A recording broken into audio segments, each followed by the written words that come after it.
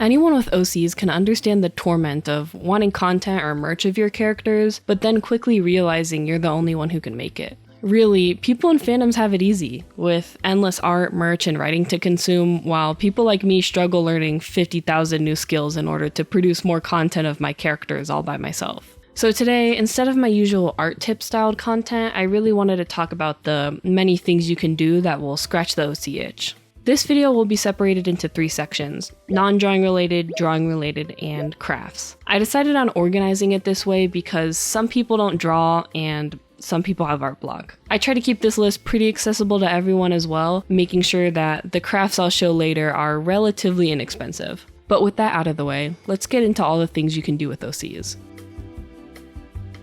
One thing I love to do in my free time is create pages for my OCs. I've tried character hosting websites and even made my own before, but recently I've had the opportunity to check out Unveil, the sponsor of today's video. The thing that set Unveil apart from other websites I've used is the feeling of community. With over 200,000 users and an exploration feature that allows you to constantly find new artists, characters, and worlds, it's incredibly easy for other creatives to find and engage with your characters, and vice versa. I haven't advertised my Unveil on any of my other social media accounts, but I was still able to find people who just naturally came across my characters and enjoyed them. I also just really enjoyed the features you can find on the character page. You can see some of the photos I've added for my characters, as well as some basic info about them in the traits section. There's way more traits Unveil suggests that I didn't include. Some of these I've never even thought of. Really, if you want to develop a character, Unveil has a lot of great tools to help you flesh them out. I love all the features they've added to encourage users to expand on their OCs, like the writing section and the question of the day. And most of all, I appreciate how adamant Unveil is with supporting creatives and being 100% AI free. Honestly, it's been so exhausting being approached by AI companies trying to get me to endorse something so detrimental to the art community, but that's why I'm extremely thankful to Unveil for sponsoring this video and supporting creatives like me, which is incredibly important and admirable during times like these. If any of this sounds interesting to you, then definitely go check out Unveil. You can join for free, so click the link in my description to see all the features they have to offer. But with that, let's get back to the video.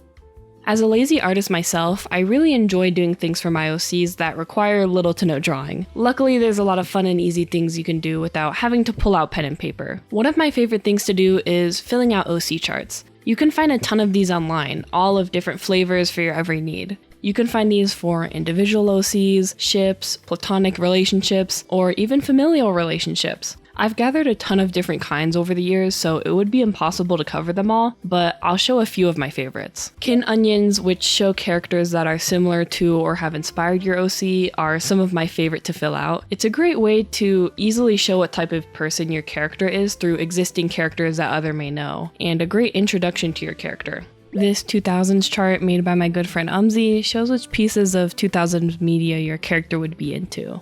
And I've even repurposed this old relic of a meme into an OC-ified version. If you remember people using this touch chart meme to represent themselves, then you really deserve a medal. I'll include all of these and more in the folder linked below, so if you want to browse through some, then go ahead. I'll try to have each credited with the person who made it. Another fun thing I love to do is make my characters in the games I play. Trying to translate your character into any type of universe is fun in and of itself, and often leads to funny scenarios when placed in certain games. Some of the games I've created characters in has been Dress to Impress, Ponytown, Baldur's Gate 3, great game by the way, Roblox, The Sims 4, and literally any game with Mii's. Miitopia and Tomodachi Life are super fun to make characters in, especially since they're so character focused, and I've even dug up the long dead Miitomo to make OCs. Don't ask how I did that, it took literally hours upon hours. Miitopia on the Switch by far has better customization, but sometimes you really just want to see an ugly version of your OC eat beans on toast in Tomodachi Life. It may take a bit of work, but you can usually find emulators to run these types of games. They're all pretty simple to use, so I'd highly recommend making a Tomodachi Life island for your characters to run around on. And yes, I will be getting Tomodachi Life 2 as soon as it releases. I could talk about a lot of other fun things to do with OCs that aren't drawing related, like making Pokemon teams or making voice claim videos, but because of the length of this video and how a lot of these are included in charts, I'll end this section off with one last thing.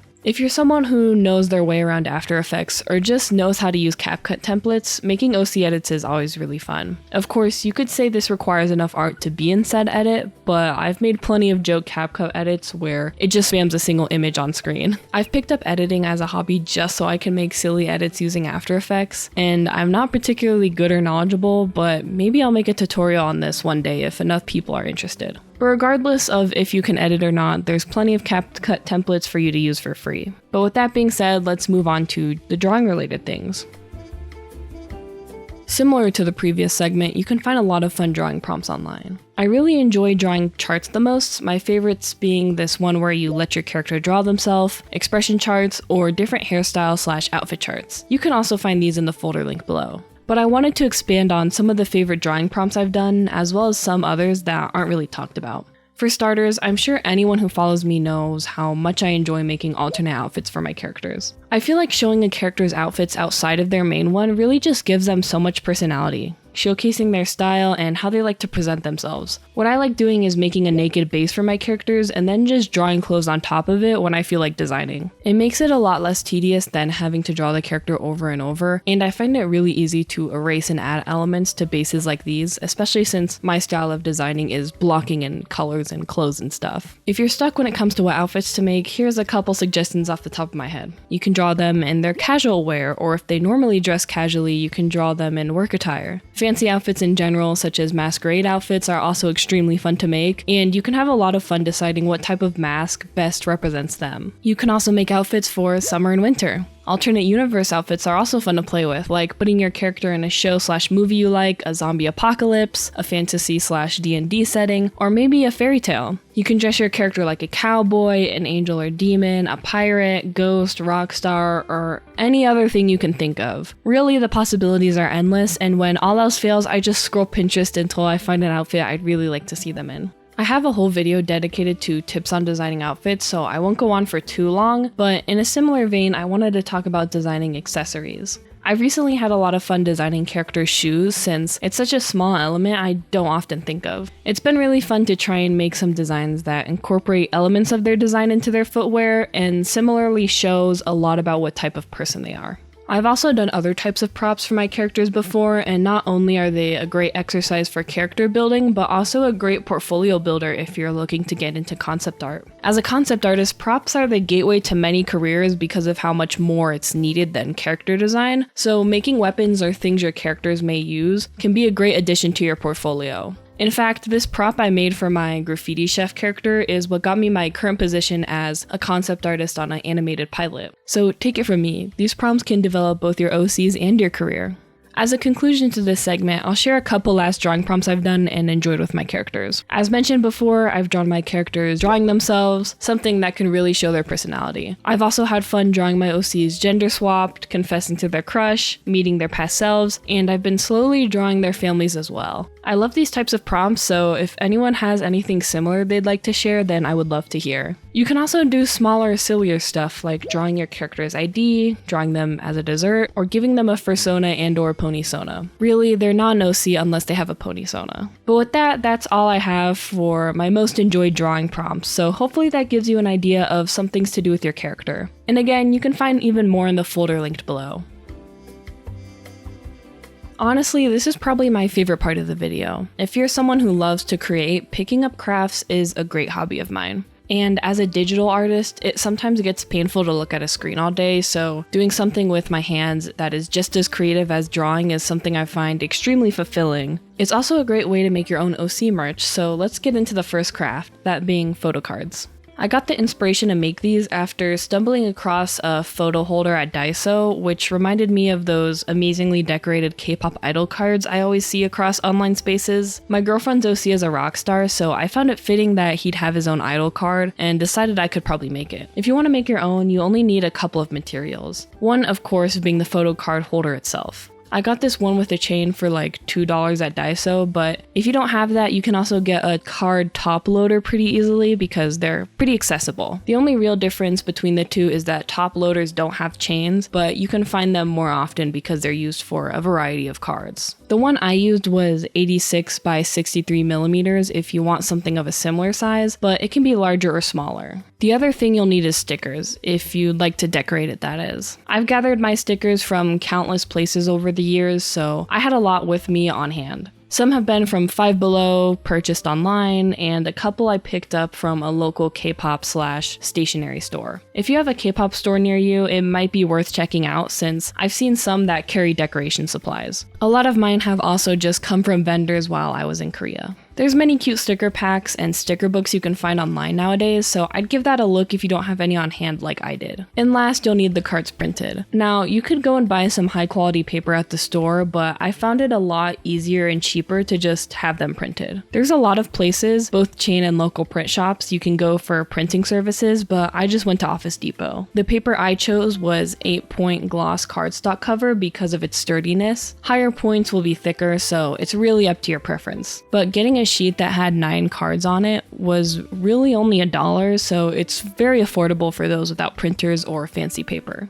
And yes, it was embarrassing picking the cards up, but they have pickup kiosks where they put orders on, so at least I didn't have to face the person who was likely extremely confused upon seeing what I wanted. But with all of the materials out of the way, let's get on to the process. I decided to draw my idol cards, but you don't have to. In fact, I got some of my other drawings printed out alongside these, as well as 2 pieces I received during Art Fight from Bubba Gum Float and Yowie Burger, which is a beautiful name. So later on in the video, if you happen to see the most amazing art pieces ever, you'll know who made them. But anyways, because of my card holder size, I made these canvases 86 by 63 millimeters. However, I'm not really used to working on canvases this small, so if I were to do this again, I would probably increase the size. If you keep the same ratio, it should be fine, so you could do 172 by 126 millimeters and it would still be virtually the same. Another important aspect is making this in CMYK. If you didn't know, computers' color profiles is RGB, but printers work in CMYK, so if you were to print something that's RGB, the colors may look a bit off. I'd make sure to look up how to convert or set up your color profile for your canvas before working, as it varies for each art program. As for Clip Studio Paint, you can only convert the pieces to CMYK upon exporting. However, you can set the canvas to see what it would look like when converted, so that's what I did while drawing this. Anyways, I managed to finish both of the matching photo cards, so let's move on to printing preparation. I didn't really know how big to make each card, so at first I used a K-pop Photocard template I found on Canva. However, I found them to be too small upon printing, so I ended up making my own version to better fit the photocard holder. I'll put a link in the description to the template link so you can just easily replace those photos with your own. Now, once you've printed it, you can just easily cut out the photos. I was lucky enough to have a paper cutter lying around, but scissors also work just fine, and I use them for rounded edges. Finally, we can get to the fun part,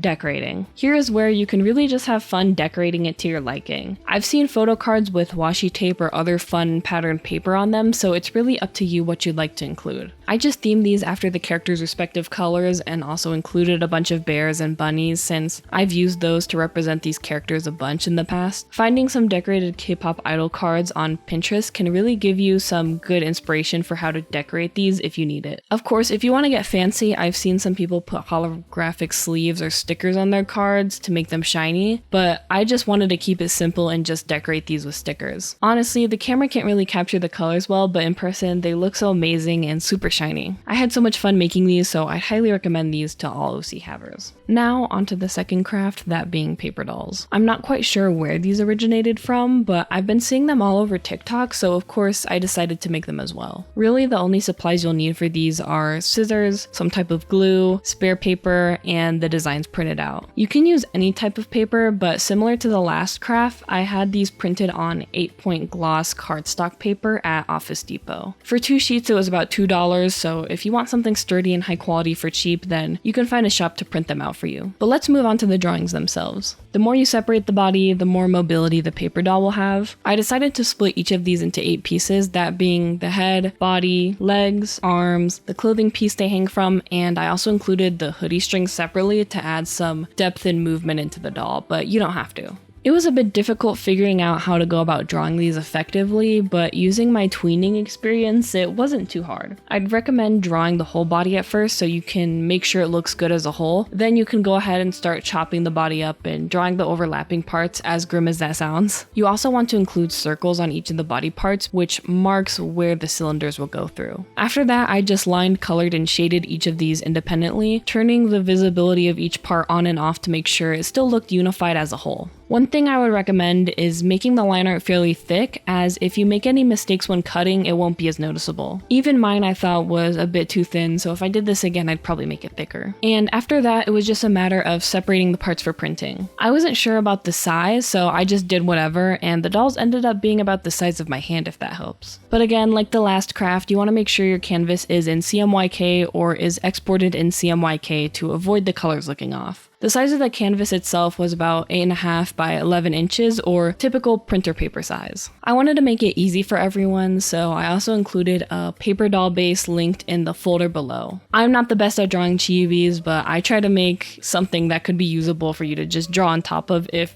you don't feel like drawing it out yourself. But now, once those are printed, you can get to cutting. I didn't record much of this since it's self-explanatory, but you want to cut out all of the body parts as well as the holes. An X-Acto knife or hole puncher would be ideal, but I had neither except a really large hole cutter on me, so I ended up using a pin to cut them out. That sounds really weird and tedious, and it was, but I just repeatedly used a pin on top of a cutting mat to achieve it. So I guess innovation. But with that out of the way, now is when you have to make the supports for the paper doll. Things that make the whole thing work. I took some spare cardstock, but you can use any type of paper to roll up into cylinders. These will be going through the holes you cut out, so you'll need about 6 per paper doll. One of these should be slightly longer than the rest, as this one will be what goes through the body and connects to the head. Perspective-wise, it just looks a bit better when the head is farther from the body, and also allows for more movement, is what I assume this is for. For all of this, I just used hot glue to keep the cylinders together, and subsequently burned my fingertips off. Just make sure each cylinder is small enough to fit through the holes, and you should be fine. After all those are done, you can move on to gluing the cylinders to paper squares. You'll need about 12, 2 per cylinder, to glue onto the front and back of each. The size of the square doesn't matter too much as long as it's bigger than the cylinder. These prevent the paper doll parts from sliding off and also makes it easier to glue them to the body. With that done, you can now move on to putting it all together. It might be easier to see where you want it, mark the area down with pencil, and then glue it onto the mark. I did that a couple times, but for the rest I kind of just went for it after briefly checking what looked good. Just glue it wherever looks right, but as a pointer, you want to make sure the legs are fairly far apart so that they don't get stuck together when moving. Keeping them wider allows for more movement. The arms also don't go on the body but on the head, so make sure there's room for them as well. But after that, it's basically done. Now you have a beautiful paper doll of your character. I just hung them up with tape above one of my shelves, but you can display them however you like. I love how fun and silly these are, and just watching them move is so cute. Considering how easy and cheap these are to make, if you want more physical merch of your OCs, then these are perfect.